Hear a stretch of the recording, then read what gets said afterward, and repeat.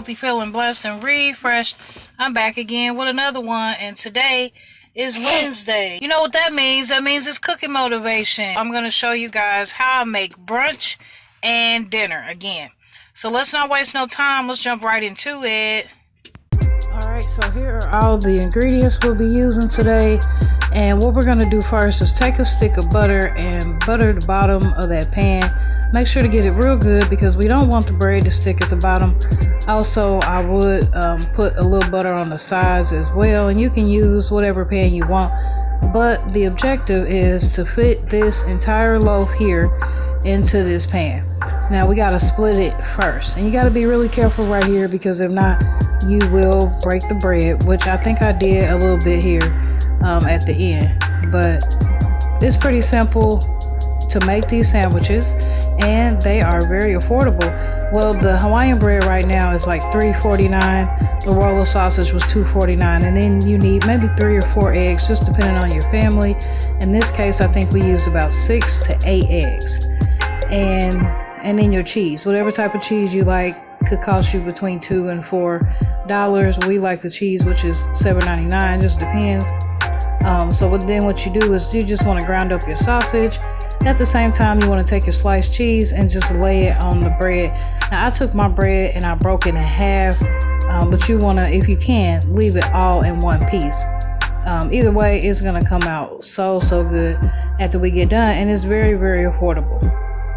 So I'm over there getting some more cheese there, and I personally don't like a lot of cheese, but my family does, so I decided to compromise on this meal. But since the bread is already split in half, if you wanted to do a special thing on one side, you can just do half and half. So in the meantime, the sausage is done. I'm gonna go ahead and get the eggs going. I like to use butter or margarine in the bottom of the skillet, and then I like to put my eggs in there. So after my eggs are all done, nice and fluffy, I like to just go ahead and put them right on top of the cheese. The eggs are already hot. After we're all done, we're going to end up putting this in the oven. But ultimately, the cheese is kind of thick since it's sliced cheese, and it's going to start melting right now because the eggs are hot. So comment down below. Let me know, have you ever made this before? Don't forget to thumbs up. And if you're not subscribed, you want to subscribe, y'all. So whole vibe. Turn on that notification bell, turn it to all, because I post a new live, a short, or a video every single day, y'all. So in this case, like I said, we made maybe 6 to 8 eggs, and we're just gonna take our time and just try to get it evenly across that bread and cheese on the bottom. So then after that, we already took our sausage out, and I like to drain my sausage. And you can use bacon, you can use steak, you can use no meat. Maybe you want vegetables right here on this layer. Anything you want. And I'm just gonna make sure I got that nice and evenly coated. And then I'm gonna come on top with some more cheese, but not as much as I put on the bottom layer. So then there I am putting the top buns on top. And I want to push them down a little bit because I don't want them to rise and fall out of the pan. So then what you can do from here is put a little butter on top, and you can put a little syrup in that butter if you like. Alright, y'all, so let's go ahead and move on to dinner. I'm going to be making chicken fried rice the simple way. I'm using the rice-a-roni box that you saw there, which only cost me $1. And I'm going to do it the easy way. I'm going to follow directions on the box. Now, I like to use my coffee mug as a cup. It measures the same as a cup. So you can use whatever you want there. And I'm just gonna pour that water up in there. Or you can use broth. And I'm gonna get that butter melting. And on the side there, I have some boneless, skinless chicken thighs. And that bag cost me about $9.92 at Walmart. And I live on a busy street. Comment down below. Leave a yellow heart if you heard that in this video, if you made it this far. Just for fun. But anyway, I got that chicken thighs over there. I seasoned them up real good. I'm just using a little bit of canola oil. You can use whatever oil you want on the bottom of the skillet. Just a little bit, not too much to drench the chicken, just enough to saute it a little bit and get it a little bit crispy, but just enough done. So once I put that in there, I can't even tell you as far as minutes how long it took me to cook it, but I'll show you what it should look like after you've done cooking it enough. We are almost done, y'all. Look, now after I've got it in there good, I want to go ahead and cover it up and give it time to cook all the way through. And remember that these pieces are boneless and they're skinless, so they're pretty small, and it doesn't take a long time for dark meat to cook. So we just want to keep checking on it. In the meantime, we're going to go ahead with our rice-a-roni. Our butter is melted in our water, and we're just going to pour it right in.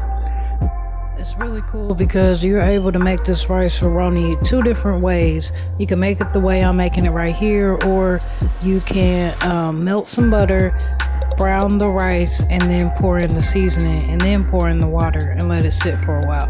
But either way, it comes out the same. I think this way is actually quicker. So now that I got the seasoning pack and everything that's needed in there, I'm just gonna stir it up and put the top on it. After a minute there, I'm gonna let it boil first and then turn it down and put the top on it.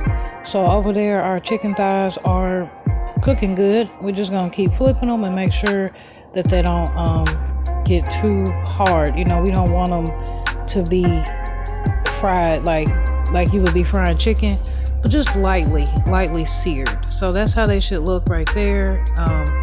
After that, there's our rice, and it's still kind of cooking. So I'm gonna go ahead and put our chicken that's done right here on the cutting board. I did drain it from that little bit of grease that was in there, and there's the rest of it coming out the pan. I actually had maybe about 3 or 4 pieces left over from that huge bag that I bought, and I put them in a freezer for another meal. So now I'm just go ahead and speed it up. We're just gonna cut up that chicken nice and fine because we want it to proportion around that rice really good. I know that when I first started cooking, I wasn't really patient. I didn't take my time. I was a little bit lazy.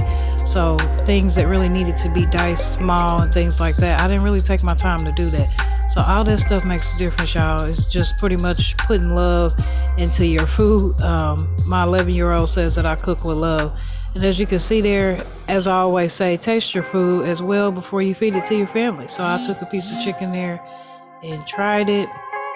I went ahead and poured that chicken right on up in there, mix it around, get it nice and mixed, and then we are almost done here, guys. Put the top back on it, a couple more minutes just to let it cook a little more, and that's how it looks. And I hope that you enjoyed this video. Comment down below, let me know what you thought. All right, you guys, we made it to the end of the video. I hope you enjoyed it. Please, please, please comment down below. Let me know what you think. Have you ever made this dinner before? And if not, are you willing to try?